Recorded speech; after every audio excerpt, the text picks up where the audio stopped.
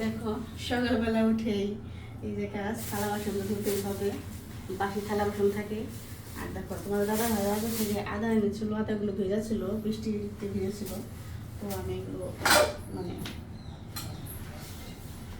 মেলে রেখেছি, পচে যাবে। সকালবেলা উঠে এত থালা বাসন হয়, সকালে কাজ করতে করতে অনেকটা সময় মানে চলে যায়।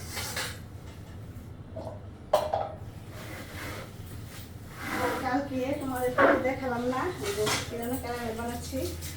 তো আমি তো কখনো পুডিং বানাইনি। তো কালকে মেয়ে বলছিল যে পুডিং খাবে, সেজন্যই মানে ট্রাই করছিলাম, কিন্তু হয়নি। এই মানে হয়নি কোনো রকম করে রেখেছি, সেটা তোমাদের দেখাবো নি। ফ্রিজে আমি তো রেখেছি, যখন বের করবো তখন সেটা তোমাদের সাথে শেয়ার করবো। সকালে উঠে মনে হয় মানে প্রত্যেকটা মেয়েরই মানে যাদের বিয়ে হয়েছে এই কাজ করতেই হয়, তাই না? আগে দেখো অনেক ট্রাই করতে চাইতাম না, মানে চাইতাম না, আর এখন সব সময় হাতে থাকেই।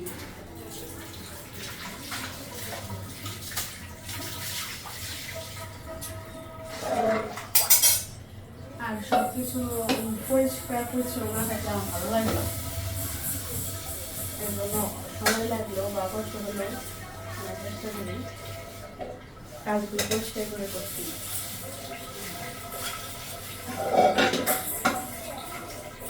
এটার মধ্যে ওই যে পুডিংটা দিয়ে মানে জল দিয়ে এখানে তারপর পুডিংটা বাকি বসিয়ে দিয়েছিলাম, পর থেকে দিয়েছিলাম।